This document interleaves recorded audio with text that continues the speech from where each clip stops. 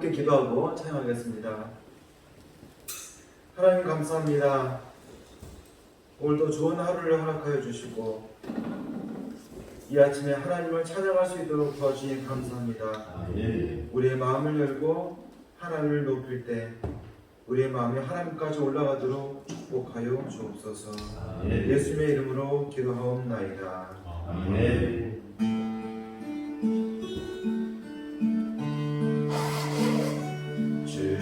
주의 인자는 끝이요 그의 자비를 무궁하며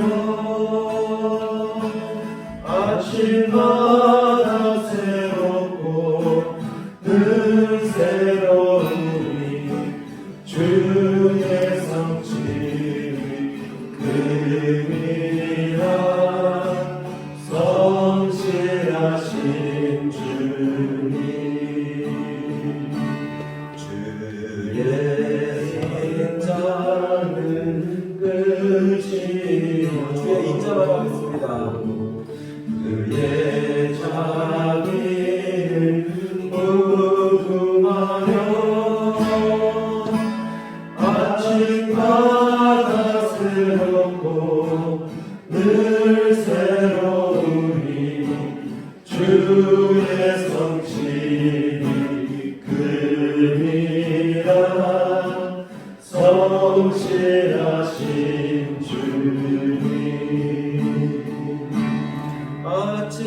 아침마다 새롭고 늘 새로우니 주의 성실이 금이라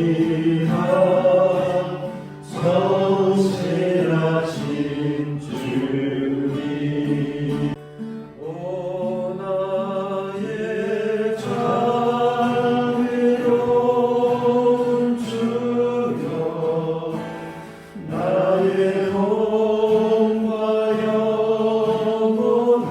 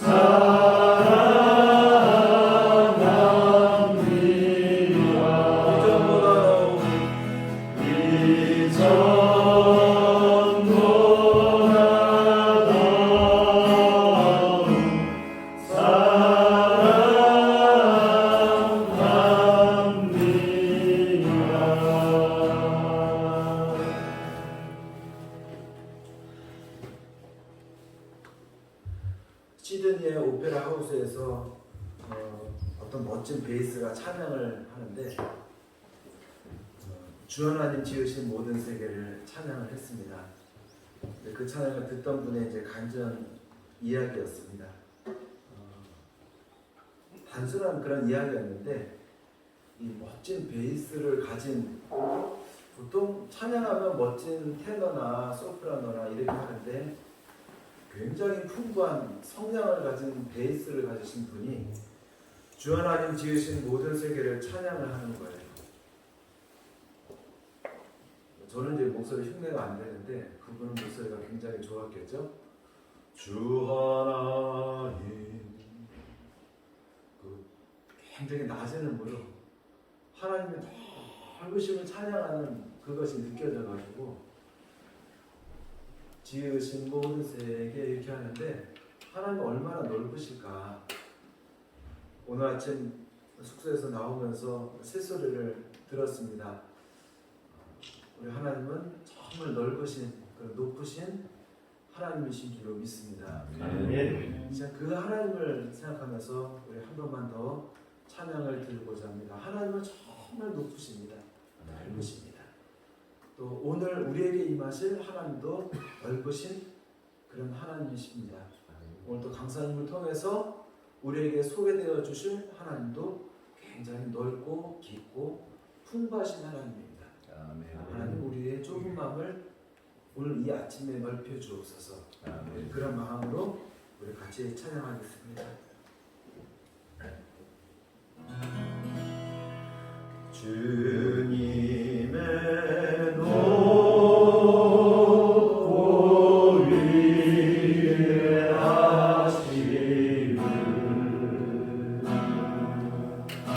내 영혼이 찬양하네.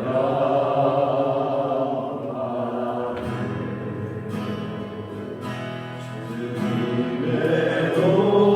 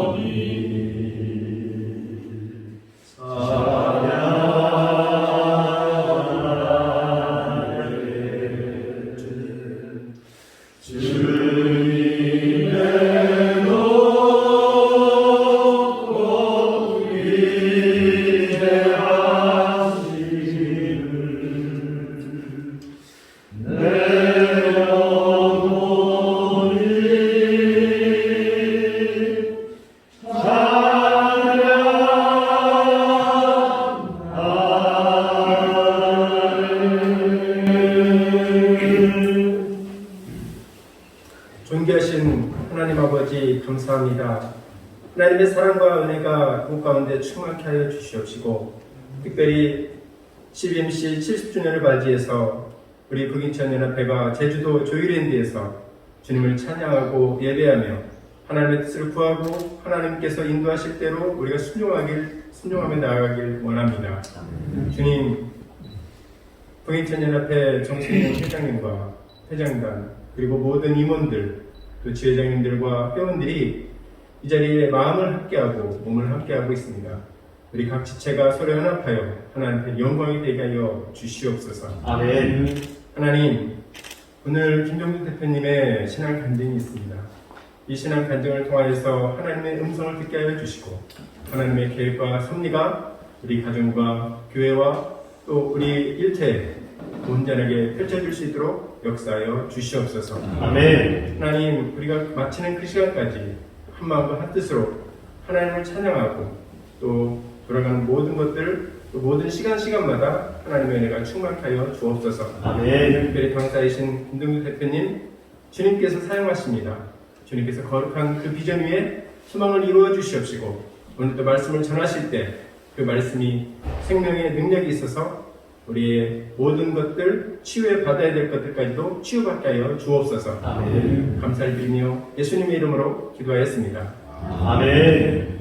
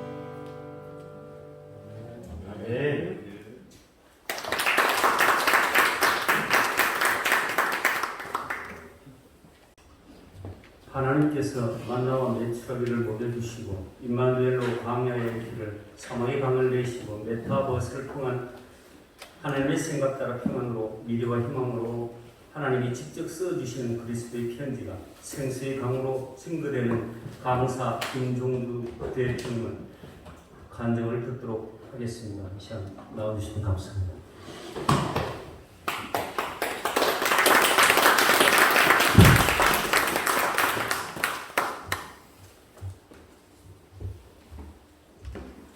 하나님께서는 사람들에게 기억력을 주셨습니다. 어거스틴은 기억력을 기억의 궁전이라고 불렀습니다. 기억의 궁전에는 지금까지 내가 경험한 것과 내가 읽은 것과 맡은 냄새와 귀로 들은 소리와 눈으로 본 영상들이 차곡차곡 보관되어 있습니다. 이 저장된 기억들은 언제든지 재생될 준비를 하고 있습니다. 인간의 위대함은 이 기억의 궁전에 흩어져 있는 하나님의 은혜를 찾아 기억하고 감사하는 것이며 하나님이 우리를 부르신 목적이기도 합니다. 이 기억의 궁전에서 하나님이 하신 일들을 꺼내서 섭리일기를 제가 지난 코로나 기간 동안에 이렇게 썼습니다. 김종두의 섭리일기. 간증이라는 것은 원래 자신의 이야기를 표현한 거지만 섭리일기라는 것은 하나님의 섭리편에서 봤을 때 나의 인생은 어땠을까라는 그런 새로운 관점을 가지고 이제 저의 인생을 쭉 돌아봤는데요. 그래서 여기 있는 기록한 것을 일부를 함께 나누고자 합니다. 저의 인생을 가장 잘 표현하는 말씀이 무엇일까 생각하니까 시편 30장 말씀이었어요. 주께서 나의 슬픔이 변하여 내게 춤이 되게 하셨다.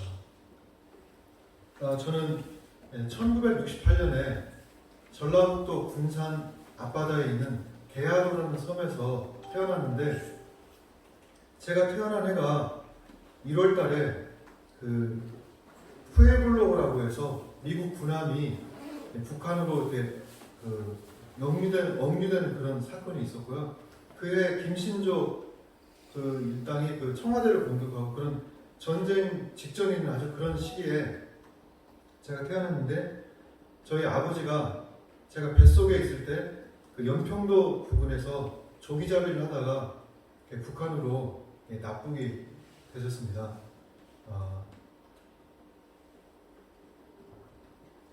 그리고 아버지 소식을 알 수가 없잖아요. 그래서 제가 이제 아버지가 없는 데서 이제 태어났고요. 저희 어머니가 저희 가족들을 이끌고 살아가려니 얼마나 힘들었겠어요. 그래서 저희 작은 어머니가 살기 너무 힘드니까 그 바닷가에 가면 그 섬에 가면 모래사장 바지락 양식장이 있거든요. 거기 가서 그 바지락을 캐서 먹고 살아야 되지 않냐 해서 어머니가 밤에 몰래 작은 어머니랑 함께 그 바지락 양식장에 가서 그 바지락을 캔 거예요. 근데 그때 경비하는 분이 그 프레시를 딱 비추면서 누구야? 그랬는데 어머니가 그 소리를 듣는 순간 이 뇌가 이제 너무 충격을 받아서 그때 정신적인 문제가 발생했어요. 그래서 집 뒤에 가서 막 보고도 뜯어먹고 또 집에도 잘 안 들어오고 이렇게 밖으로 돌아다니고 막 그런 그때부터 저는 이제 아버지도 안 계시고 어머니의 도움을 더 받지 못했어요. 그리고 그 납북 사건으로 인해서 저희 형님이 그 당시에 중학교를 다니고 있었는데 학교를 은퇴하고 서울에 있는 공장으로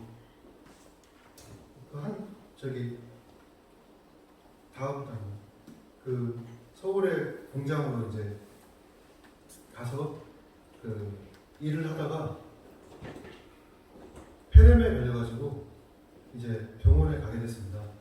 그래서 저희 누나들이 이제 초등학교도 졸업 못하고 다 이제 공장으로 또 가정부로 가서 형 병원비 되느라고 그래서 한 달이 되면 큰 누나가 돌면서 누나들 얼굴을 걷어서 그 형 병원비를 냈다고 그래요.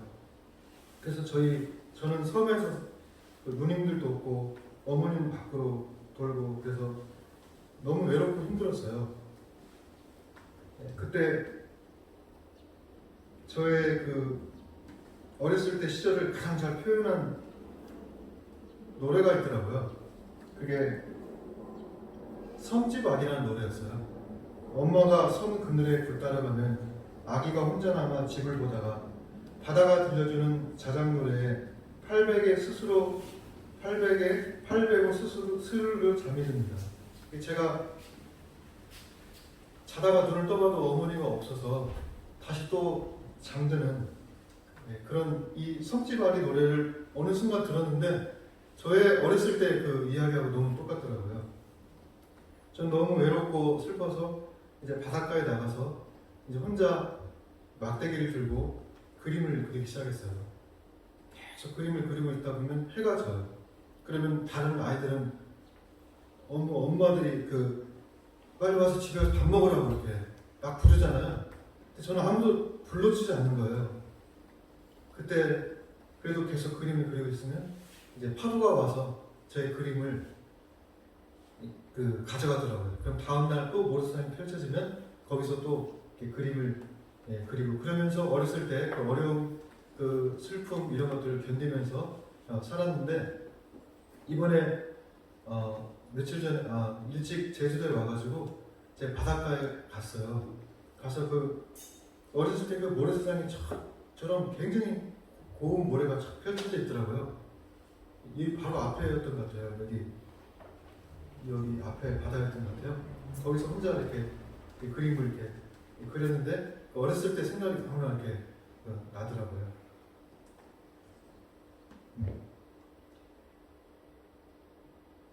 네.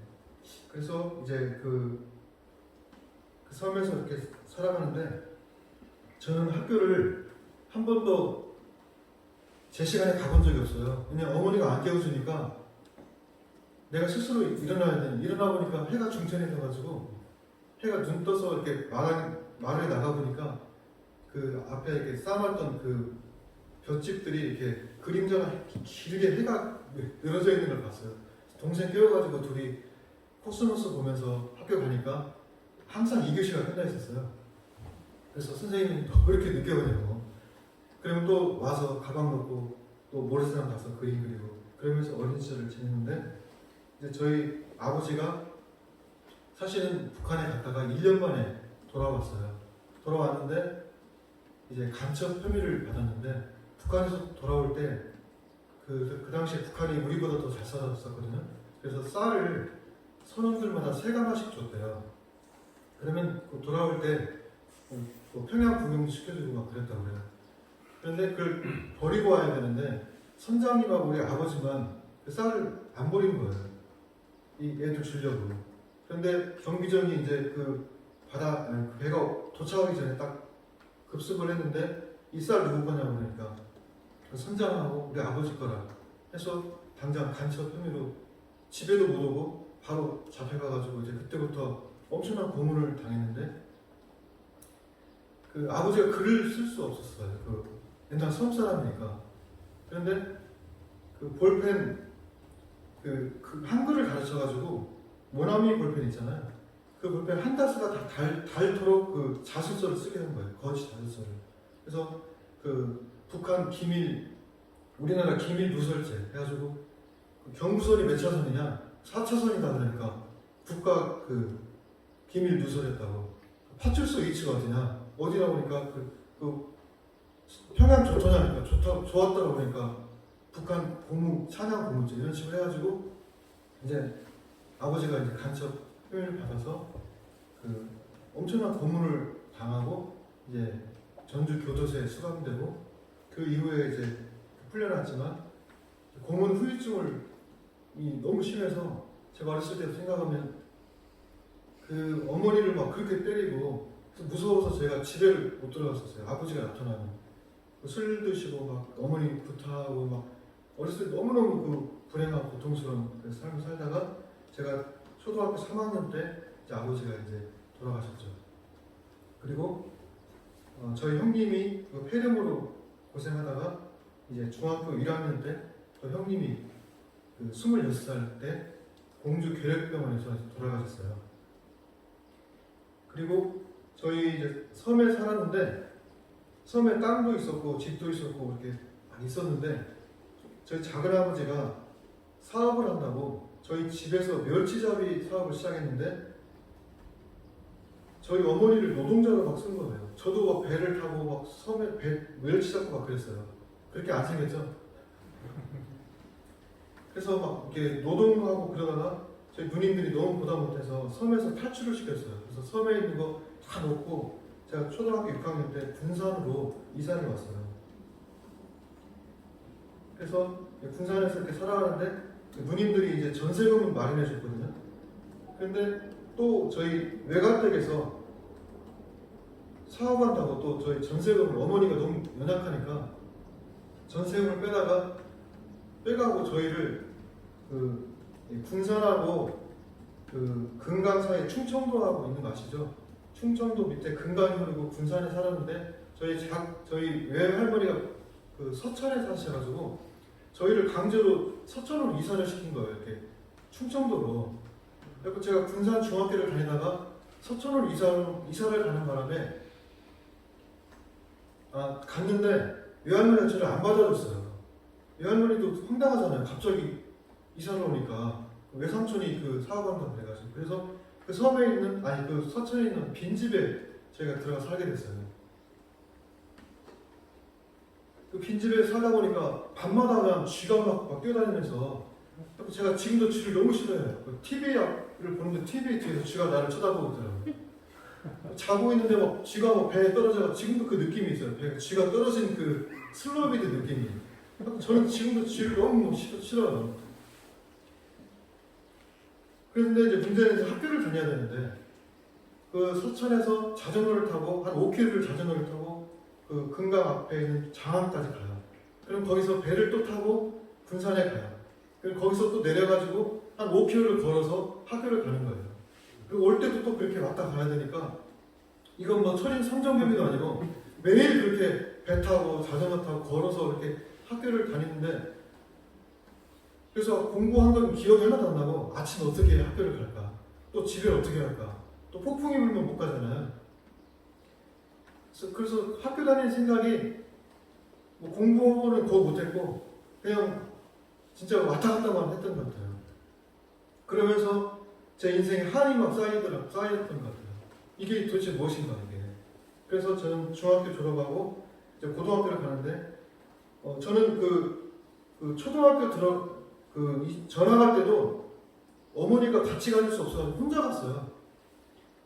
선생님 왜 혼자 하냐고 그러더라고요. 그래서 어떻게 해서 했고 고등학교를 가야 되는데 누가 나를 지도해줄 사람이 없는 거예요. 그래서 저 혼자 결정해가지고 그냥 상고를 갔어요. 근데 그 상고가 그 유명한 역전의 명소 군산상고에 들어간 거예요. 야구 학교 아시죠? 그래가지고 공부를 안 하고 맨날 야구 구경만 또 엄청 하게 됐어요. 갔더니 거기에 그 군산상고의 엘리트들은 다 야구 선수들밖에 없었어요. 그 학교에 갔더니 상고에 갔더니 가난한 사람, 공부 못하는 사람, 또 껄렁껄렁했던 그런 아이들만 모여 있는 거예요. 그래서 거기서 너무 무서워서 학교를 못 다니겠더라고요. 수업이 끝나는 동시에 뒤에서 오라고 해요, 애들. 그래서 가가지고 막 맞고 돈 뺏기고 그 중에 어떤 아이는 얼굴이 굉장히 좀 원숭이를 닮은 애가 있었는데 맨날 불려가가지고 이거 흉내내는 거라고 어느 날 걔가 막 칼을 갖고 가지고 막 찔러 죽인다고 막 돌아다니고 무서워서 학교를 다닐 수가 있어요. 그리고 저는 학비를 제때 못 내가지고 맨날 일어서라고 해가지고 거기 챙기자고 해서 학교 가는 것이 막 지옥 같은 것이었어요. 근데 그 학교를 또 배 타고 내가 왜 이렇게까지 학교를 다녀야 되나 그랬는데 하나님은 참으로 놀랍게도 그런 데서 하나님 역사하시더라고요. 저는 그래서 학교 가서 맨날 한 것이 낙서만 했어요. 그 수업 받기도 어렵고 뭐 학교 공부도 안 돼가지고 매일 창가에 앉아가지고 낙서만 하고 그 섬에서 그 그림 그리던 그 버릇으로 계속 낙서만 했는데 어느 날 선생님이 제가 그 메모를 너무 열심히 하는 줄 알고 기특하게 생각했던 거예요. 그래서 항상 저를 보면서 애정을 가졌던 것 같아요. 제가 매일 그 선생님 얼굴 보면서 계속 낙서했는데 선생님 필기를 그렇게 잘하는 줄 알고 하루도 계속 낙서를 하고 있었는데 선생님이 저를 안아주고 싶어가지고 저 뒤로 이렇게 오신 거예요. 나는 그것도 모르고 계속 낙서했는데 갑자기 막 별이 막 보이기 시작하더라고요. 선생님 막 저를 막 따귀를 막 이렇게 때린 거예요. 그래서 이제 막 그 펑펑 울었던 그런 기억이 있었어요. 근데 그때 저희 반에 교생으로 오신 선생님이 있었는데 미술 교수님이 오셨어요. 저희 반에. 그 미술 교수님이 오셨는데 어느 날 수업이 끝났는데 김종도라는 학생이 있으면 나와보라고 그러더라고요. 근데 그때 누가 제 이름도 잘 안 불러줬어요. 하도 그 조용해가지고. 근데 그때 그 선생님이 종례 시간에 그 교생 선생님이 저의 이름을 부르면서 나와달라고 했을 때 저의 인생에 엄청난 사건이었는데 그때 김춘수의 꽃이 생각나더라고요. 내가 그의 이름을 불러주기 전에는 그는 다만 하나의 몸짓에 지나지 않았다. 내가 그의 이름을 불러줬을 때 그는 나에게로 와서 꽃이 되었다. 이게 그 선생님이 저를 부르더니 그림 그린 거 있으면 보여달라고 해서 제가 낙서했던 것을 보여주니까 굉장히 소질이 있다면서 그림을 한번 그려보자고. 그래서 그 선생님이 저를 인도해 줘가지고 제가 미술 공부를 시작한 거예요. 저를 그 미술실로 불러다가 그림을 가르쳐 주셨어요. 근데 그 그림을 제가 그렸더니 선생님이 그 미술반 애들 다 모아놓고 너희들보다 그림 너무 잘 그린다고 하면서 저를 엄청나게 칭찬해 주는 거예요. 그리고 한 달 동안 그 선생님과 같이 그림 공부를 하는데 대학생들 쉽게 말하면 너무 행복해가지고 제가 막 뛰어다녔어요. 학교를. 근데 한 달 만에 선생님이 이제 학교로 돌아가야 되잖아요. 그래서 선생님이 저를 대학교 미술실로 밤마다 오라고. 그래가지고 저는 학교 끝나면 대학교 가가지고 거기서 또 막 그림을 그렸어요. 그리고 그 선생님은 서울 사람이었어요.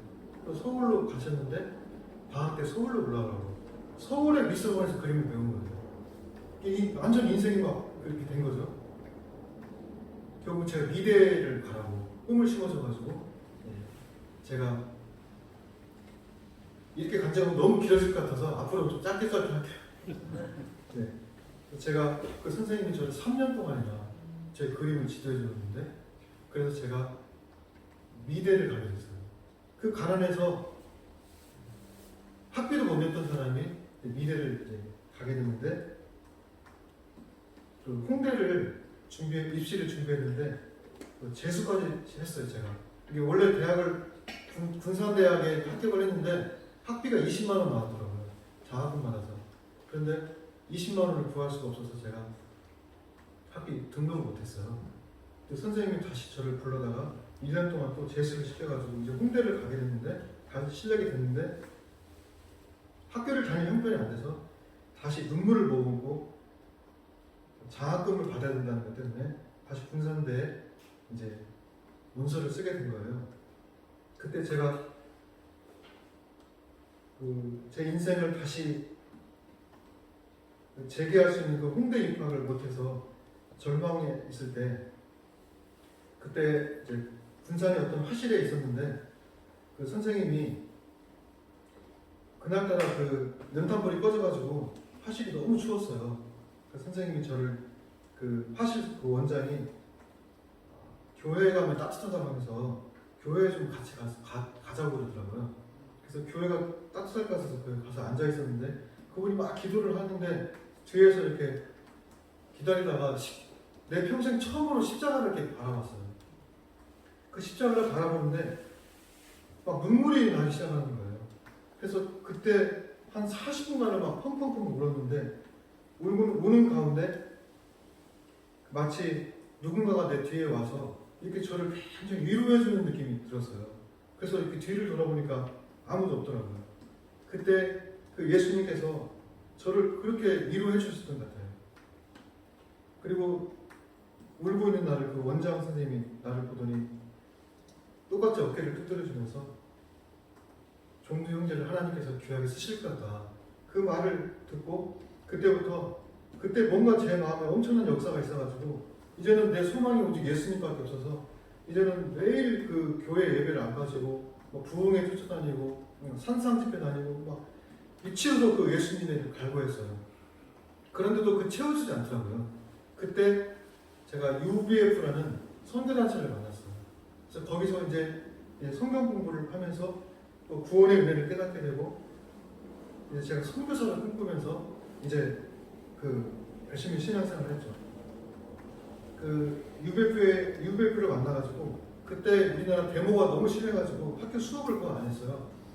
그리고 그때 담임 선교회라고 해가지고 막 사람들이 흰옷 입고 막 천국 가려고 하고 한국교회 신앙이 굉장히 문제가 있었는데 저는 그때 동아리방에 앉아가지고 친구들과 색연필을 꺼내가지고 서로 경쟁적으로 성경을 읽기 시작했어요. 그 성경 읽기 선교회잖아요. 그래서 성경을 열심히 읽으면서 성경 중심적인 신앙생활을 하게 되는 계기가 됐고 또 거기는 항상 뭐라 하면 글을 써서 발표하는 것이 있었어요. 그래서 그때부터 막 글쓰기 훈련을 매일 글 썼거든요. 그래서 매일 글쓰기 하면서 글쓰기 훈련을 거기서 받았어요. 그런데 한 번은 제가 글을 써서 발표를 했더니 그 저희 지도하는 분이 너무 글을 못 썼다면서 그 종이를 다 태워가지고 갈아서 마시라는 거예요. 세상에 어떤 이런 훈련도 있는가. UBF가 훈련이 세기로 유명하거든요. 아니 무슨 그런 훈련이 있어요. 그래서 정말 하기 싫었는데 하고 그 옥상에 가서 태워 마시고 내려오라는 거예요. 와서 소감을 발표하는 그 마신 소감을. 그리고 저를 감시원을 또 보내더라고요. 그래서 제가 정말 눈물을 머금고 그 종이를 태워가지고 갈아가지고 그걸 마셨어요. 실제로. 그때부터는 제가 정신이 번쩍 들어가지고 글을 쓸 때마다 얼마나 정성스럽게 썼는지 그것 때문에 제가 이제 글 쓰는 훈련을 받아서 나중에 이렇게 작가가 되는데 엄청난 힘이 됐던 것 같아요. 제가 책하고는 관련이 없었는데 성경책 읽고 또 글을 쓰면서 저 인생도 이렇게 섭일기라고 해서 글을 썼잖아요. 그래서 이 글쓰기가 저에게 엄청난 도움이 됐고 그 다음에 그 지방대생이니까 얼마나 스케일이 작았겠어요. 그런데 이 하나님을 믿고 선교사로 가려고 하다 보니까 하나님께서 저한테 스케일을 엄청 심어주셔가지고 이 세계를 품고 살아야 되겠다. 그래서 항상 제 뒷주머니에는 뉴스위크지 맨날 있었거든요. 그걸 항상 꽂고 다녔는데 영어를 잘해서가 아니라 그때 한국어판이 나왔어요. 그래서 항상 뉴스위크지를 뒷주머니에 꽂고 다니면서 세계 소식을 접하고 제가 이 김포공항에 엄청나게 많이 왔어요. 선교사들이 파송될 때마다 수업도 빠지고 김포공항에 왔어요. 그래야 나도 선교사로 가니까. 그래서 항상 거기 있는 세계들을 보면서 그 김포공항에 와서 스케일을 키우고 또 UBF 전국 대학생 활동을 하면서 전국의 대학생들과 교제를 하면서 스케일을 키워서 저는 다른 건 몰라도 서울대생보다 스케일 하나는 크다. 그래서 항상 이렇게 스케일을 키웠습니다. 그래서 저 뒤에 보면 책에 열방 기도전부라는 책을 제가 그 2번 썼는데 전 세계 모든 나라의 기도 제목과 그 나라 상황을 다 나라로 그렸어요. 그래서 그것을 2권의 책으로 만들었거든요. 그래서 어느 날 지도를 보고 있는데 지도가 막 꿈틀꿈틀하더라고요. 왜냐면 세계 모든 지역을 연구해가지고 만화로 만들다 보니까 그 세계 모든 나라의 그 기도 제목이 이렇게 막 그 마음속에 드는 거예요. 그 다음에 독서 훈련입니다. 저는 그 책을 거의 안 읽은 사람인데 어렸을 때는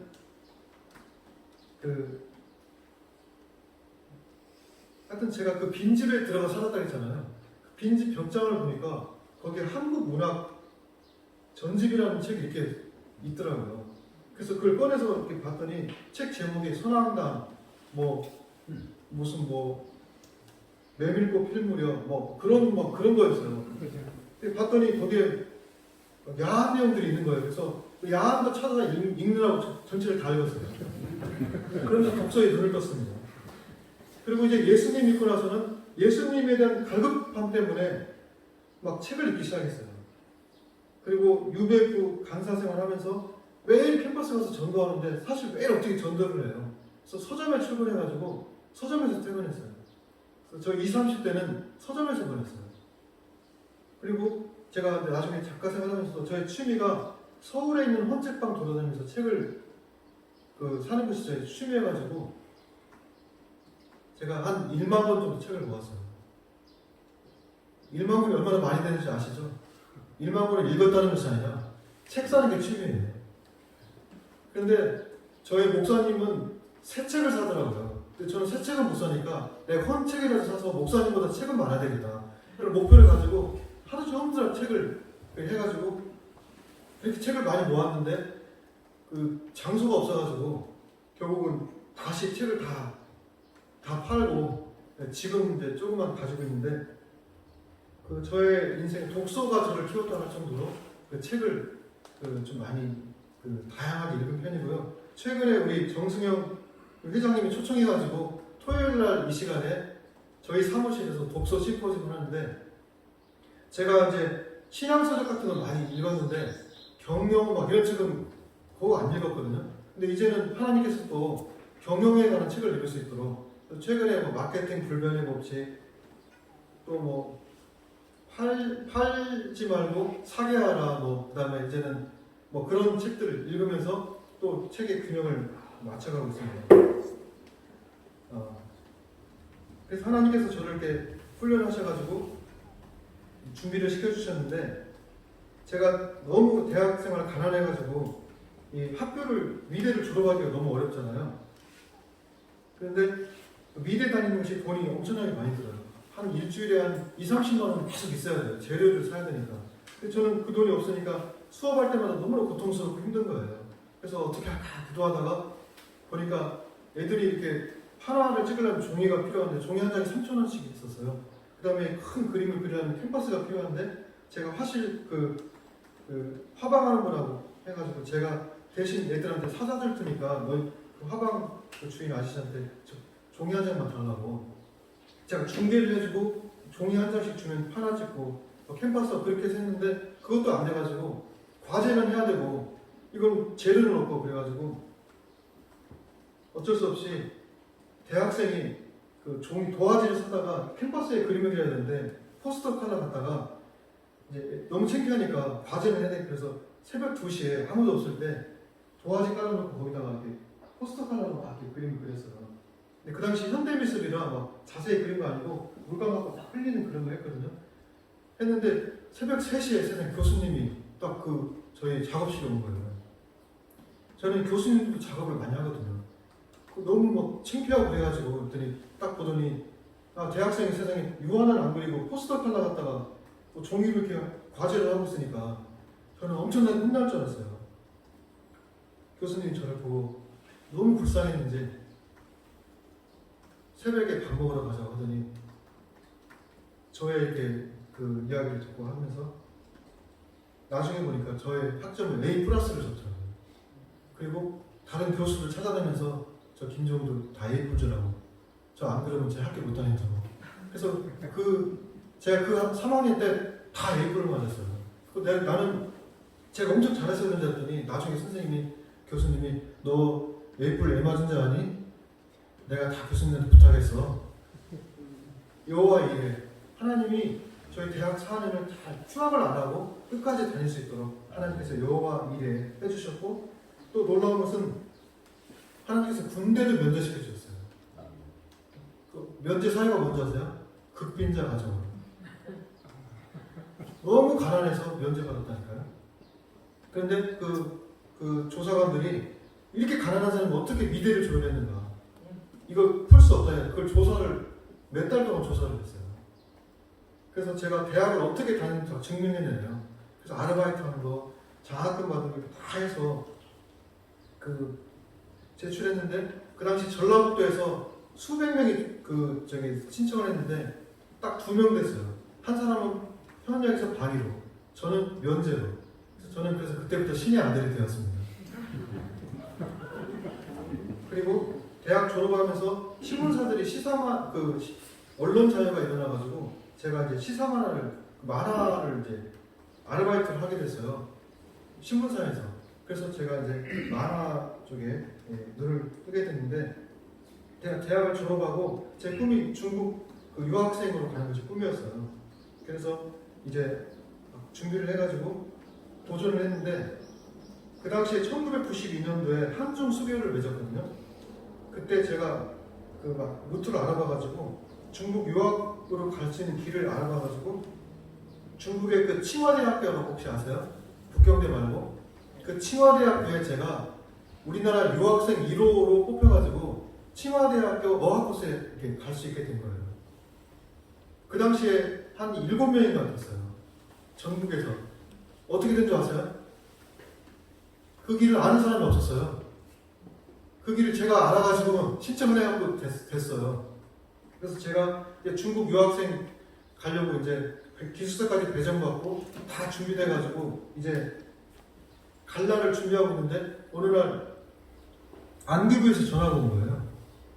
왜 거기서 전화 왔지? 해서 만났더니 우리 할아버지까지 다 파봤다고. 그러면서 당신 아버지 다 알고 있다고 하면서 왜 중국에 가려고 하냐 물어보더라고요. 그래서 공부하러 가려고 한다니까. 자네 지금 북한 가려고 하는 거 아니야? 그러는 거예요. 제가 북한을 왜 가냐고 했더니 다 알고 왔다고. 그래서 출국 금지를 딱 시켰다고 그러더라고요. 그때 진짜 너무 진짜 어려웠었어요, 마음이. 한 젊은이가 인생의 꿈을 펼치려고 하고 또 그것도 유학생 선교사로 가려고 했는데 이 국가가 나서가지고 저를 못 가게 하니까 그때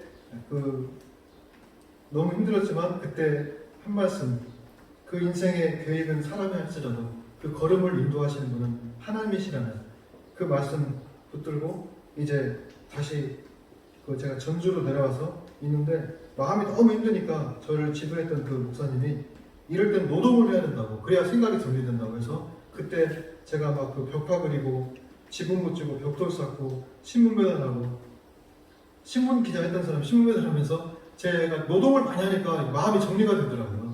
그리고 그때 하나님이 저에게 두 가지를 가르쳐 주셨어요. 하나는 이 대한민국을 사랑하는 것을 가르쳐 주셨어요. 저는 우리나라가 너무 싫어가지고 한국을 떠나는 것이 저의 꿈이었어요. 그래서 선교사로 가려고 했던 것 같아요. 근데 그때 봤던 영화가 서편제라는 영화였어요. 그 서편제라는 영화를 보는데 보는 내내 막 제가 또 전라북도 사람이잖아요. 제가 사실은 시사만화가로 조선일보에 한번 제가 조선일보에서 시사만화를 모집하길래 거기 서류를 내려 코리아나 호텔에 있는 조선일보 갔더니 그 경비가 이리 오라고 하더라고요. 그래서 저를 서류를 딱 보더니 가라고 하더라고요. 아, 여기는 그런 것 아니라고, 가라고. 전에 전라도 출신이구만. 그래서 접수도 못하고 경비한테 제가 쫓겨나가면서 그때 막 나는 왜 태어나도 왜 남부가부를 태어나고 왜 전라도에서 태어나가지고 왜 이렇게 내 인생을 이렇게 되는가. 그래서 막 우리나라 막 산들 보면 막 너무 막 싫었던 거예요. 모든 게 싫었던 거예요. 근데 그 서편제라는 영화를 보면서 이 자연이 너무나 아름답고 그 슬픈 그 인생이 오히려 막 그 하늘 승화시켰잖아요. 거기에서 그 영화를 보는 내내 하나님이 저한테 역사하셔서 너의 삶을 사랑하라. 너의 삶도 사랑하지 않으면서 어떻게 다른 나라 사람을 사랑할 수 있는가. 나의 한도 사랑해야 되겠다.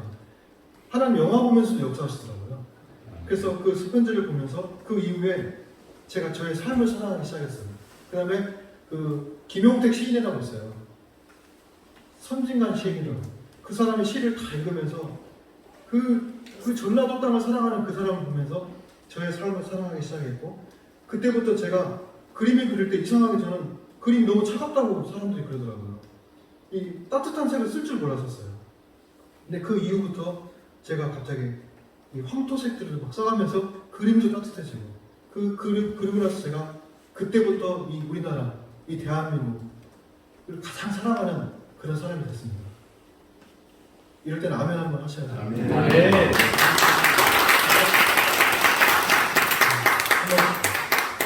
유도하기 힘드네요.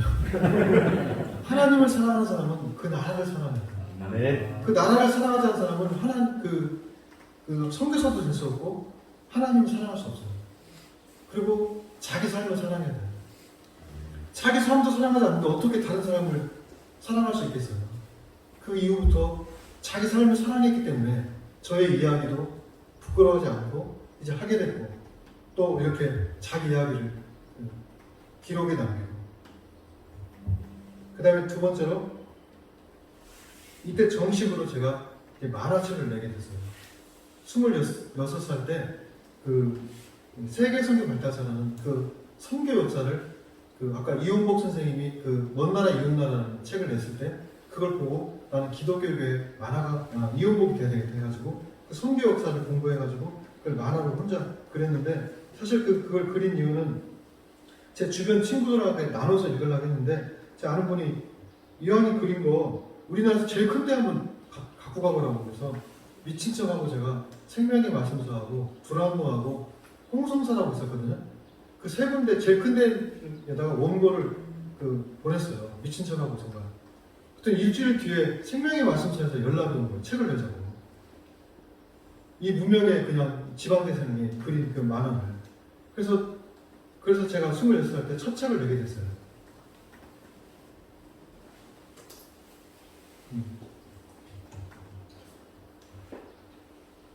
그리고 제가 선교단체 간사이기 때문에 전북대학교, 전주대, 군산대, 전주교대 이런 데를 개척하면서 학생들한테 성경 가르치고 계속 돕는 그런 일을 했습니다. 그러다가 이야기가 너무 길었으니까 좀 줄여서 할게요. 제가 그 선교단체 간사 생활을 열심히 했는데 문제는 제가 만화를 자꾸 그리다 보니까 저를 선교단체 한 지역 대표로 키우고 싶었는데 제가 자꾸 만화를 그리니까 하지 말라고 만화. 그 만화 그려서 뭐 어떻게 하려고 차라리 신앙을 하라고 하면서 저한테 계속 만화를 못 그리게 하더라고요. 어느 날 집에 갔더니 저의 책을 제가 책을 좋아했잖아요. 책을 다 목사님이 와서 뒤집어 버렸어요. 이렇게 흰색으로. 책 좀 그만 읽으라고. 그리고 제 그렸던 붓을 다 부셔버렸더라고요. 만화 못 그리게. 그래서 제가 5년 동안 만화를 못 그렸어요. 그리고 저를 이제 원광대학교 아셔요? 원불교대학교? 그 원광대학교로 저를 좌천시켰어요. 거기 가 있으라고. 그래서 제가 거기 있으면서 심신이 많이 지쳤어요. 그러면서 그 원광대학교가 자연식물이나 해가지고 그 조경을 엄청 잘 해놨어요. 그래서 거기서 자연과 함께하면서 지친 심신을 치료하고 있었는데 그때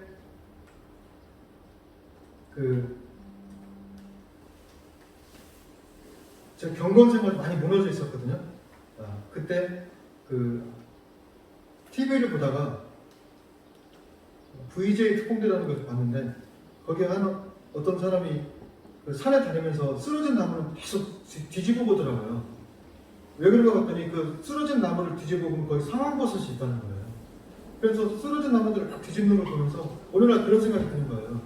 내가 비록 여기 원광대에 좌천돼서 만화도 못 그리고 이제 선교단체 스텝의 길도 이제는 끝나는 것 같고 나이는 먹었고 이제 어떻게 할지 모르는 그 상황에서 그냥 좌절하고 있을 뻔했는데 그 쓰러진 나무들을 들춰보면서 상황버섯을 캐는 사람 보면서 그렇구나. 내가 비록 여기에 이렇게 있지만 내가 하나님 앞에서 준비가 된다면 하나님이 언젠가는 나를 찾으러 올 때가 있겠구나. 그런 생각이 번쩍 들었어요. 그러면서 갑자기 산삼이 떠오르더라고요. 이 산삼은 첩첩산중에 있어도 10만 애들이 막 캐러 다니잖아요. 그렇구나. 내가 무나 도라지가 되지 말고 산삼처럼 준비되자. 그럼 분명히 나를 찾아러 온 사람이 있을 것이다. 그러면서 그때부터 기도 생활을 시작했습니다. 그리고 스폴 전에 시편 묵상 12권짜리가 있거든요. 그것을 제가 매일 시편을 묵상하면서 내 영혼을 정화시키고 또 나를 새롭게 하면서 계속 준비됐어요. 그때 제가 자연을 왔다 갔다 하면서 벚나무를 보게 된 거예요. 그때 꽃이 막 피었는데 꽃이 지니까 사람들도 떠나고 그 진흙탕에 사람들이 꽃잎을 막 갖고 다니더라고요. 그 모습이 마치 나의 모습 같았어요. 근데 또 가보니까 그 꽃이 떨어진 그 자리에 열매가 이렇게 맺히기 시작하더라고요. 그때 딱 깨달음이 오는 거예요. 하나님은 나를 꽃으로 부르신 것이 아니라 열매로 부르셨구나. 꽃이 지어야 열매가 맺히는구나. 그 감격이 막 넘쳐가지고 집에 가서 막 시를 쓰게 된 거예요. 막 시를 썼는데 저희 학생 중에 한 명이 작곡에 재능이 있는 애가 있어서 이거 한번 노래를 만들어보라고. 막 작곡을 하고 제가 고치고 해가지고 집사람한테 그냥 불러보라고. 그래서 어제 불렀던 그 꽃이 되고 싶었어요. 얘가 그렇게 만들어진 겁니다. 그래서 그때부터 경건생활을 열심히 했는데 그 원광대학교가 원불교 대학이잖아요. 그래서 다원주의 대학이에요. 그 대학교에서 법회가 열리는데 한 번은 목사님이 거기서 설교를 하는 거예요.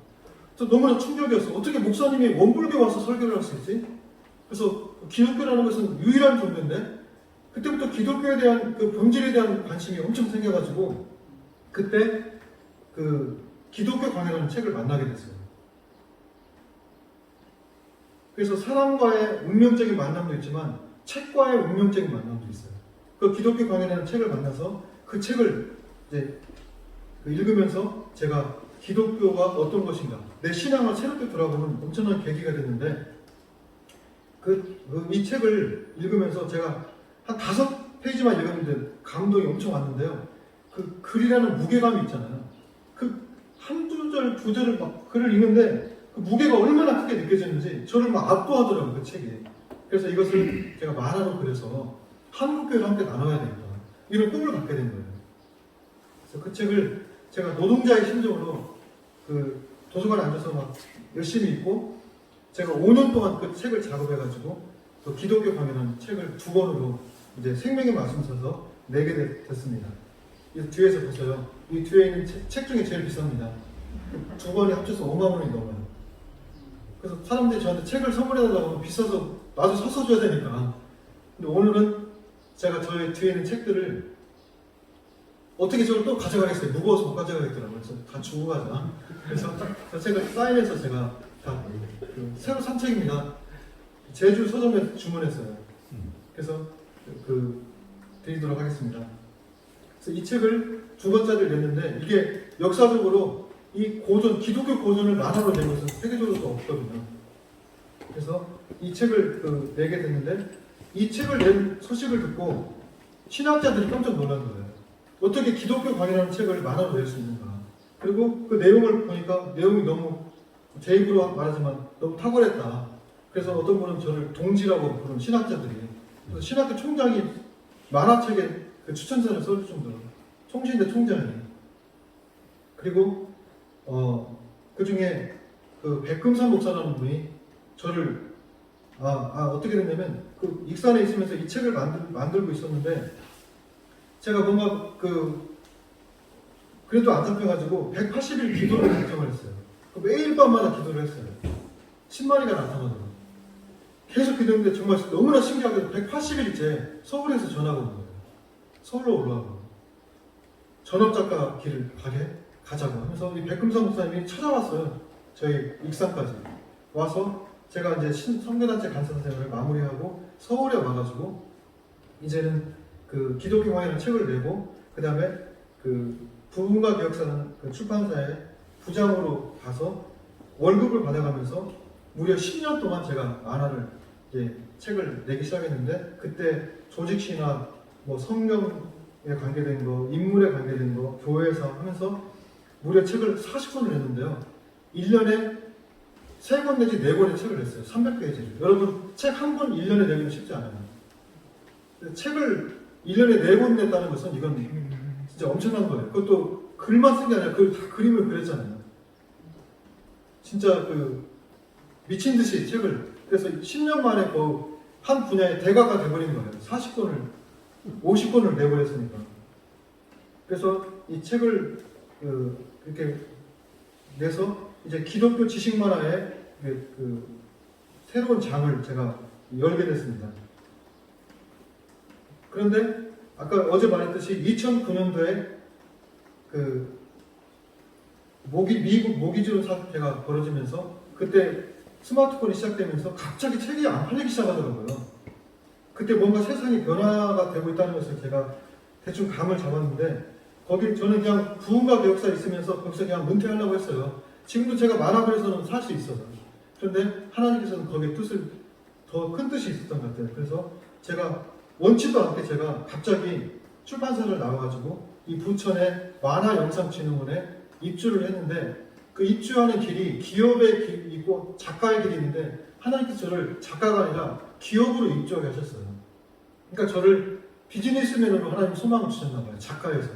그래서 제가 이 부천에 여기 와가지고 이제 새로운 사업을 어떻게 시작한 거잖아요. 근데 그동안 월급을 받던 사람이 월급도 안 받고 사무실은 얻었는데 일도 없고 정말 너무나 난감하더라고요. 그때 너무 신기하게 한 10년 동안 먹고 살 수 있는 프로젝트를 저한테 누가 주신 거예요. 그래서 너무 감사해가지고 이제 그 일을 하면서 이제 먹고 살 수 있겠다. 또 이제는 뭐 나를 뭐 타치할 사람 없고 해가지고 그때부터 제가 탁구에 빠지기 시작했어요. 그 이제 선교 사명사 잊어버리고 갑자기 막 그 생활이 안정되니까 그래서 일 끝나면 저녁마다 탁구장이 부천에도 탁구의 명수들이 많거든요. 그래서 탁구장에서 매일 밤마다 탁구 치고 그리고 또 마침 그 탁구장이 그 코치가 국가대표 선수 출신이 왔어요. 그 선수가 쌍용 팀이었는데 팀이 없어져가지고 자기 어머니 하는 탁구장에 와서 자꾸 뭐 국가대표 선수한테 지도받으면서 얼마나 허리를 돌렸던지 허리가 갑자기 아프기 시작했어요. 그러면서 어느 날 아침에 눈 떴는데 일어설 수 없는 거예요. 이 디스크가 완전히 파열돼가지고 문제가 있었던 것 같아요. 그때부터 일주일 동안 누워있다가 정말 암담하더라고요. 나중에 이 허리에 엄청난 문제가 생기는 걸 발견하고 제가 허리 수술을 했습니다. 그때 그리고 한 분이 찾아왔어요. 저를 찾아와가지고 김정수 작가님 만화로 선교해야 되지 않겠습니까? 그럼 도전을 주는 거예요. 그때 하나님이 나를 부천에 부르신 이유를 제가 새롭게 발견하고 그분이 그런 거예요. CBMC 나갑시다. 그 CBMC가 뭔지도 몰랐어요. 근데 김정수 작가님이 앞으로 더 큰 사역을 하려면 사람들을 많이 만나야 됩니다. 그러려면은 CBMC라는 좋은 단체가 있는 곳에 나가야 됩니다. 그래서 제가 이 허리 수술한 이후에 근데 그분이 이제 광화문 CBMC 소속이었어요. 그래서 광화문 CBMC에 나가게 됐어요. 거기서 제가 몇 번 모임에 참석한 다음에 너무 훌륭한 모임이고 내가 여기 나가야 될 모임이라는 깨닫고 제가 한 번도 안 가지고 매일 이 부평 부계역 아시죠? 부계역 전철 부계역에서 광화문까지 가가지고 시청까지 가서 시청에서 청와대를 한번 바라보고 광화문을 바라보고 호흡을 하면서 코리안 호텔에 가서 저희는 호텔에서 모임을 하거든요. 거기서 제가 한 번도 안 가지고 해가지고 100회 최단기간 CBMC 역사상 아마 최단기간 100회 상을 받았어요. 그 뒤로 지금도 안 가지고 계속 나가가지고 그동안 7, 8년 나왔던 사람을 앞질러가고 있습니다. 그래서 지금 총무까지 됐어요. 회장하라고 할까봐 무서워 죽겠어요. CBMC 활동을 하면서 제가 많은 분들을 알게 되고 또 훌륭한 분들을 알게 되면서 또 저의 그 비즈니스 그런 감각도 키우고 뭐 한 번 CBMC로는 뭐 영원한 CBMC라는 말이 있더라고요. 그래서 CBMC 활동을 이제 지금 굉장히 열심히 하고 있고요. 그 다음에 광화문 CBMC는 또 무슨 모범지회라는 소문이 나가지고 모범 쪽을 하지 않으면 안 돼요. 그래서 모든 것을 잘 하고 이제 또 있거든요. 그 다음에 만화 사역을 하려면 혼자는 하기 힘들다. 그래서 이제 사단법인 월피플이라는 만화 복음 선교단체를 만들었어요. 서울시 산하에 그 사단법인을 만들어서 제가 거기 이사장을 하면서 CBMC 회원들이 다 저희 이사로 들어와가지고 같이 지금 그 사역들을 하고 있는데 이 코로나 기간 동안에 인도가 완전히 그 문제가 심각하잖아요. 근데 인도의 선교사들을 잘 내보내고 있었는데 코로나가 터져가지고 그 국가 기능을 못하는 사이에 저희 올리플에서 10만 권의 만화를 인도에 나눴어요. 이따 좀 보여드리도록 하겠습니다. 그리고 이 전도 만화를 만드는 가툰이라는 그런 출판사를 따로 만들었습니다. 가툰이 뭐예요? 하나님의 만화. 이름이 너무 잘 졌죠? 가시 들어가면 다 잘 되더라고요. 그래서 제가 원래는 출판사를 이렇게 복음전도 만화 출판사를 만들려고 인천 부평 구청 거기 3층에 올라가는데 그 전까지 다른 이름을 생각하고 있었어요. 그리고 접수하러 딱 들어가는 순간 가툰이 떠오르더라고요. 가툰. 그래가지고 가툰으로 등록했더니 다행히 누가 등록을 안 한 거예요. 그동안 이름 많이 썼는데. 그래서 저희 복음전도 만화 그 출판사 이름이 가툰이 됐습니다. 그래서 이 가툰은 이제 앞으로 복음전도 만화를 많이 만들 것인데 여러분 6.25 때 삐라를 3년 동안 28억 장을 배포했대요. 그래서 그 삐라를 보고 중공군 68%, 북한군 65%가 삐라 영향으로 투항을 했다는 거예요. 그래서 미국에서 유엔에서 뭐라고 했냐면 삐라를 야 폭탄보다도 위대한 종이폭탄이다. 이 종이폭탄 삐라를 보고 그렇게 전향을 하고 이렇게 했다는 거예요. 그런 것처럼 앞으로 그 당시에는 문맹자들이 많았잖아요. 그래서 앞으로는 이 그림 이미지들 이런 것들이 앞으로 복음 전도 역사에 크게 쓰임 받을 것이다. 그래서 앞으로 하나님이 이 종이폭탄 이 만화를 통해서 이 세계를 복음하는데 귀하게 쓰실 것이다. 이렇게 믿고 이제 그래서 제가 삐라를 많이 연구하고 있어요. 이렇게 많이 뿌려야 되겠다. 앞으로 전 세계에 그런 기도를 하고 있었는데 실제로 세상에 인도에 10만 부의 만화를 그것도 이렇게 뿌린 것이 아니에요. 각각 다 나눠줬다는 거예요. 이거 기적 같은 일이에요. 여러분 책 10,000권만 쌓아놓으세요. 얼마나 많이 되는 거예요. 10만 권은 엄청 많은 책입니다. 그것도 현지에서 찍어가지고 그런 일을 이루셨습니다. 그래서 그런 가운데 참 놀랍게도 6부를 띄워주세요. 6부. 제가 49살, 50살이 뭐죠? 인생의 희년 아닙니까? 그때 정말 놀라운 소식을 듣게 됐어요. 저희 아버지 묻혔던 49년 된 그 아버지 그 간첩 사건이 재심으로 올라가가지고 무죄 판결을 받은 거예요.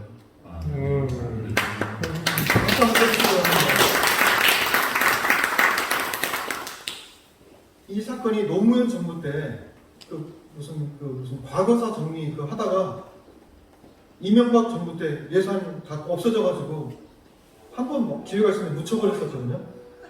그런데 그때 그 배에 탔던 분이 유일한 생존자가 계셨어요. 근데 이분은 간첩 사건이 2번 연루돼가지고 보상을 많이 받으셔가지고 그 아버지 사건이 잊었던 거예요. 근데 어느 날 이분이 갑자기 생각난대요, 그 사건이. 그래서 저희 누님한테 연락을 해가지고 그 생존자가 있었기 때문에 접수가 돼가지고 49년 만에 무죄 판결을 받았는데 그때 제 마음에 있던 상처들이 다 씻겨내려가고 마치 새로워지는 느낌이었는데 그때 갑자기 희년이 떠오르더라고요. 희년에 대해서 연구를 하기 시작했어요. 정말 놀랍게도 희년이 언제 시작한 줄 아세요? 바로 7월 10일에 시작돼요. 그날이 대속죄일이에요. 정말 깜짝 놀란 것이 제 생일이 7월 10일이더라고요. 또 알아보니까 칼빈의 생일이 7월 10일이에요. 기독교 광야에 썼던. 그리고 그날이 대속죄일이에요. 더 놀라운 것은 그날 2018년 7월 10일 날 아버지를 고문했던 형사가 지금도 살아있어요. 그분의 훈장이 취소됐어요. 이건 우연치고는 너무나 큰 우연 아닙니까? 우연 아니죠? 앞으로 제 인생이 희년의 인생을 살고 과거를 다 버리고 미래를 받으려. 그래서 그때 제가 기도하는 중에 3가지를 정했어요. 이제 원망의 인생에서 악망의 인생을 살아야 된다. 그동안 너무 친척들, 국가, 주변 사람들을 원망하고 그렇게 살았던 인생에서 이제는 여호와는 악망하는 인생을 살아야 되겠다. 그 이스라엘 백성들이 불뱀 공격을 당하고 막 다 쓰러질 때 그 불뱀 공격 있기 전에 어떤 일이 있었는지 아세요? 바로 이스라엘 백성들이 만나를 하찮은 음식이라고 표현했어요. 그 하늘의 만나를. 그 하나님이 그게 분노하셔가지고 불뱀을 보내신 거예요. 하나님은 원망하는 인생, 불평하는 인생을 가장 싫어하셔요. 하나님은 범사에 감사를 원하셔요. 내 삶을 불평하고 원망하는 것처럼 하나님이 싫어하는 게 없어요. 그래서 이제는 과거의 모든 원망을 다 내려놓고 이제는 하나님 여호와를 악망하는 인생을 살아갈 때 이제는 하나님의 독수리 날개 치는 것처럼 더 이상 지치지 않는 새로운 힘을 앞으로도 50년만 더 줘서 이제는 50년의 삶을 뒤로하고 새로운 50년을 준비해야 되겠다. 그런 꿈을 가지고 살아가는데요. 그 안에 제 용서가 필요했잖아요. 그래서 제가 저희 섬에 가기를 섬을 안 갔었어요. 섬 가면 저 빼앗긴 땅들 또 작은 아버지가 다 팔아먹은 땅들 또 저희 집에 장독대에 돌 던졌던 사람들 저 빨갱이 자식이라고 저한테 돌 던졌던 제가 여기 상자가 있어요. 돌 맞아서 애들이 저한테 막 돌을 던지더라고요. 빨갱이 자식이라고. 그래서 제가 섬을 못 갔었어요. 그런데 저희 아들들, 저희 집사람을 데리고 처음으로 저희 애들도 아빠는 도대체 어디서 태어났어? 한 번도 안 데려가니까 집사람도 한 번도 안 갔어요. 근데 그때 제 마음에 용서 화해 여행으로 그 해 섬에 가서 가고 그 교회에 가서 제가 만들었던 만화책을 기증하고 했는데 섬에 갔더니 세상에 웬 인도네시아 사람이 그렇게 많아요. 그 선원들이 제가 태어났던 섬하고 완전 달라졌더라고요. 그 인도네시아 번역된 제 만화를 거기에 기증해서 그 교회 회교 사람, 그 이슬람 사람들이 교회 와서 제 만화를 가지고 그 복음을 영접하고 또 성경 공부를 하고 있는 거예요. 하나님 놀라운 역사를 일으키셨어요. 아멘. 그때는 교회가 안 나갔는데, 그 다음에 두 번째는 홀로의 인생에서 함께의 인생으로. 그리고 아까 제가 계속 혼자 살았잖아요. 혼자. 모든 걸 혼자 했는데, 이제는 CBMC 나가면서 또 사단부가 올피플을 하면서 이제는 같이 하고 함께하고 하면서 그 같이 하니까 그 힘이 엄청 커지더라고요. 그래서 앞으로는 혼자 결정하지 않고 이제 하나님께 하니까 삶이 이렇게 확장되고 하나님께서 더 많은 그런 지평을 넓혀주시는 걸 보게 됐습니다. 세 번째는 받음의 인생에서 나눔의 인생으로. 어렸을 때 제가 너무 가난해서 건빵 배급을 이렇게 많이 받았어요. 저희 집이 섬에서 가장 가까워가지고 건빵을 저희 집에 쌓아놨어요. 학교에 이제 가져가려고. 그럼 밤새 건빵 옆에 누워가지고 밤새 건빵을 빼먹은 거예요. 그때 선생님들이 그 나중에 건빵 가져가면서 왜 이 집은 쥐가 이렇게 많아? 그래서 밤새 제 누나들한테 붙어서 그거 빼먹었는데 그 건빵 배급 받고 또 한재훈 선생님, 그 저 그림 가르치는 선생님들 계속 제가 이렇게 받기만 했는데 어느 날 마태복음 14장 15절 16절 너희가 먹을 것을 주어라. 이제는 그 받아먹지 말고 이제 나눠줘라. 주는 인생이 돼야 되겠다. 그래서 그 이후부터 제가 내가 줄 것은 이제 많아. 복음이니까. 그래서 군부대라든지 교도소, 청소년, 또 외국인들, 또 외국까지 계속 지금 만화를 나누고 있는데 지금 한 몇십만 부를 지금 만화를 나눈 것 같아요. 네. 그래서 저의 인생은 세 가지로 원망의 인생에서 악망의 인생으로, 홀로의 인생에서 함께의 인생으로, 받음의 인생에서 나눔의 인생으로 이렇게 바뀌어가고 있습니다. 그리고 이제 저희 그 이후의 삶은 어제 했던 것처럼 이제 만화, 그 다음 넘겨주시고요. 이제 웹툰, 애니메이션, 인공지능을 이용한 디지털 전도, 웹툰 아카데미, 메타버스 성경 만화 체험관 이렇게 새로운 인생으로 하나님께서 저를 바꿔주셨고요. 네, 한번 넘겨보실래요? 마지막에. 그래서 저의 기억의 궁전에서 이 하나님 은혜를 다 꺼내서 이걸 드러내고 나타내고 그래서 하나님이 저를 정말 지금까지 너무나 많이 보호해 주셨고 또 앞으로 그리스도를 닮아갈 수 있도록 성화의 기물에서 때마다 고난과 아픔을 주셔가지고 계속해서 그 타락하지 않고 믿음의 길을 갈 수 있도록 했는데 교회사에 보면은 바시루스라는 사람이 있는데 이분이 두통에 너무 시달렸어요. 그래서 하나님께 계속 기도했대요. 두통 좀 떠나게 해달라고. 두통을 떠나게 했더니 그때부터 죄가 스물스물 올라오더라는 거예요. 그래서 다시 기도했대요. 주님 두통을 다시 주십시오. 그것처럼 하나님은 우리가 주님 날 가는 그날까지 왜 고난을 주시는가 그 신앙이 끝까지 지켜지도록 우리한테 고난을 주시고 아픔을 주셔가지고 적절하게 기쁨과 고난을 주셔서 끝까지 주님 나라 갈 때까지 우리를 지켜주시는 겁니다. 그 하나님께서 성화의 길목에서 나를 날마다 지켜주셨고 그 다음에 새하늘 새 땅을 바라보면서 살아갈 수 있도록 저를 지금도 이끌어주고 계십니다. 그 다음 볼까요? 네, 그래서 한 5분 동안만 저의 이제 제가 했던 사역들을 있었거든요. 이게 저희가 만들었던 제 허리 수술하고 나서 이제 사단법인 올피플이 만들어지는 첫 번째 전도 책자를 만들고 저를 도왔던 분인데 여기에 3분의 2가 CBMC님들이에요.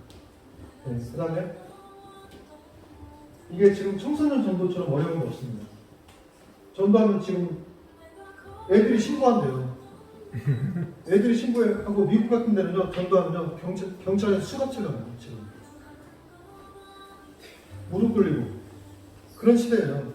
그런데 미국에서 전도하다가 한국에 오셔가지고 어떻게 저랑 연결돼가지고 전도를 안 하면 몸이 아프신 분이 있어요. 청소년 전도를 안 하면 몸이 아프대요.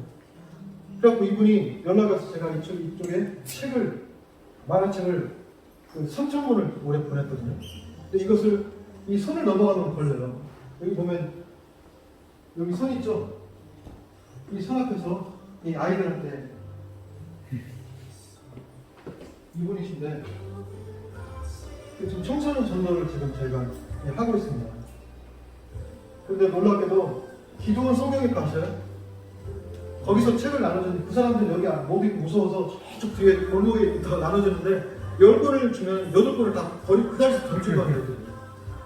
근데 신기하게도 이 만화책은 주면은 10명 중에 9권이 받아가고 한 사람만 거예요. 놀라운 복음의 도구입니다. 만화가. 네, 그다음 제가 탈북 청소년학교에 탈북 청소년들이 지금 한국에 많이 와 있는데요. 얘들은 어떤 애들이냐면 북한에서 인신매매 당해가지고 중국에 가서 중국 사람과 결혼해서 애를 낳아가지고 그 애들이 한국에 온 거예요. 그래서 애들은 한국말 못하고 중국말만 하고 정체성이 없어요. 북한 사람도 아니고. 그런 애들이 왔는데 또 재능은 있는데 그 재능 개발 못하고. 그래서 얘들을 이 애들 이야기들이 다 놀라운 스토리들이에요. 그리고 예수 믿는 아이들이거든요. 그래서 얘들을 앞으로 재능 있는 작가로 키워야 되겠다.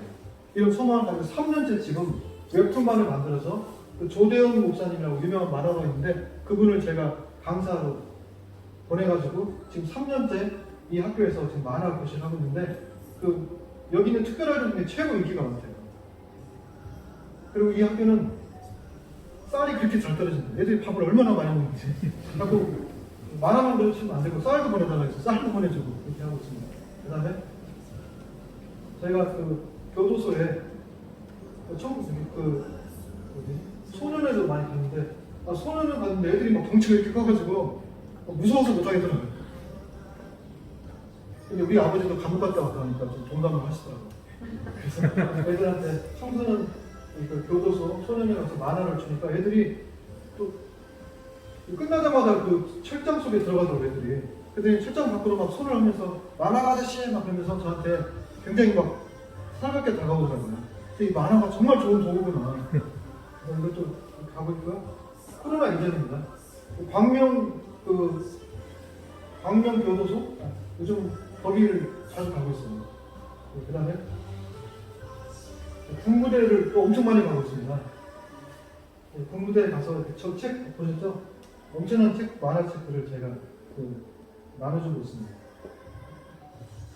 네, 그다음에 제가 코이카 가나에서 아프리카 아이들에도 지금 이렇게 만화를 주고 있는데 참 놀랍게도 그 아프리카 아이들이 만화책을 그대로 따라 그렸어요.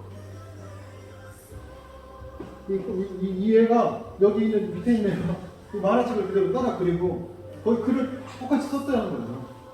그 애들이 너무 학용품이 없어가지고 여기 저희가 학용품 세트를 만들어가지고 가나에 보내줬어요. 한류 지금 제가 한류를 일으키고 있습니다. 그다음에 인도 만화 본 현장인데 저 보세요. 저희 만화 애들 나눠주는 이것이 언제 찍은 거예요? 2개월 전입니다. 2개월 전. 최근이에요. 그리고 그 다음에 저희 만화를 나눠주는 분이 잠깐만 어떤 분이냐면 제가 세계성경학과에서 만화를 썼다 했잖아요. 그 만화를 읽고 진짜 인도로 선교사로 간 친구가 있었어요. 근데 그 친구가 외국 만화를 복사해가지고 나눠주는 것을 선교를 했는데 어떻게 저를 만나가지고 저랑 콜라보를 이뤄가지고 제 만화를 거기서 나누는 선교를 하고 있어요. 원정아 선교사라고 좀 유명한 분이거든요. 보실래요? 이분이에요. 이분이 하는 말을 잠깐 들어보겠습니다. 좀 크게 해요. 저는 인도에서 잠시 쉬러 들어온 원정아 선교사입니다. 지난 3월부터 올해 3월까지 인도에서 어떻게 올피플과 함께 협력 사역을 진행했는지를 여러분께 나누고자 합니다. 확진자가 기하급수적으로 시작했어요. 하루에 1000명, 2000명 오는 것이 하루에 10,000명 오는 것이고 심지어는 하루에 10만 명씩 오기 시작했습니다. 그때 비로소 사람들은 코로나의 공포를 느꼈죠. 하루에 10만 명씩 확진자가 늘어나고 병원마다 시신이 쌓이고 그런 가운데서 저희는 신뢰 대신에 마스크를 나누기로 시작했습니다. 그리고 그때 중에 하나님의 중으로 우리가 주문했던 우리가 함께 작업했던 같은 만화전도 책자 기쁜 소식 힘기업하니 기적적으로 문방에 배달이 되었습니다. 그래서 이것을 같이 나누기로 했는데 보시면은 여기 올피플의 로고가 같이 들어있죠. 그리고 KRCC는 문방에 있는 김재호 송사님을 중심으로 한 저희의 NGO입니다. 여기에 마스크가 10장이 들어있었고 이건 생명 같은 곳이었습니다. 그리고 이곳에는 우리가 몇 가지 메시지가 있어요. 아주 쉬운 메시지예요. 손을 깨끗이 씻으세요. 마스크를 바깥에 나갈 때 꼭 끼세요. 1.5m의 사회적 거리를 지켜주세요. 하나님의 이름으로 사랑하십니다. 그리고 KICCC와 우리들이 드립니다. 그리고 이제 비누, 손 깨끗이 씻으라고 이제 아이들 위해서 사탕. 그리고 이 뒷면에 보시면 기다리던 만화전도 책자, 신기어로 된 올피풀, 기쁜 소식이 함께 전달이 되었습니다. 그리고 여기에 또 추가적으로 CC쇼와 함께 만들었던 코로나 예방 신기어 전도 책자와 전도 책자가 아니라 코로나 예방 책자와 또 아주 간단한 이제 전도 책자. 이것을 같이 넣어서 TC쇼, 올큐폴 둘 다 이제 한국이 자랑하는 복음의 한류를 대표할 만한 어린이들이었는데 이런 만화 전도 책자를 저희는 마스크와 함께 NGO 이름으로 그리고 대한민국의 이름으로 빈민가의 한짓한짓을 녹화하면서 7개월에 걸쳐서 전달했습니다. 인도 뭄바이의 빈민가는 정말 지평선 끝에서 지평선 끝까지 연결되어 있는데 저희가 매일매일 한짓한짓 목표를 하면서 전달하기를 7개월간 했습니다. 그리고 22km를 전진하는데 7개월이 걸렸어요. 그리고 1월 17일에 저희가 마지막 수련을 했는데 이 마스크팩을 37,000개에서 38,000개 정도 나왔습니다. 즉 만화 전도 책자가 4만 권 정도가 나누어졌다는 것이죠. 그럼 그 만화 전도 책자를 보고 이것을 한 가족을 이루는 5인 정도를 치기 때문에 4만 가구 한 20만 명 이상에게 복음이 전파될 수 있었던 것입니다. 네, 그래서 저희가 마스크 10만 장을 보냈어요. 그리고 만화 10만 권을 이렇게 보내가지고 지금도 계속 그 사역을 하고 있고 지금도 그 어제 그저께도 계속 지금 사진이 오고 막 그래요. 그래서 하나님께서 참으로 그 슬픈 성소년을 하나님 변화시키셔서 이 만화를 통해서 전 세계 그리스도의 복음을 전하는 역사에 이렇게 사용하시고 계시고요. 앞으로는 어제 했던 것처럼 이제 그 10대들 부에서 잃어버린 10대들을 찾아서 그들에게 그리스도의 복음을 전함으로써 그들이 현실 세계에 와서 우리와 함께 한국교회를 이끌어가는 그런 다음 세대를 세우는 그런 사역을 감당하려고 현재 기도하고 있습니다. 오늘 너무 긴 시간 동안 제가 얘기했네요. 감사합니다. 제가 짧게 기도하고 마치겠습니다. 은혜로우신 하나님 아버지, 오늘 이 간증을 통해서 하나님께서 저에게 이루셨던 놀라운 역사들을 함께 나누게 하시니 감사합니다. 주님만 홀로 영광을 받아 주시옵소서. 예수님의 이름으로 기도합니다. 아멘.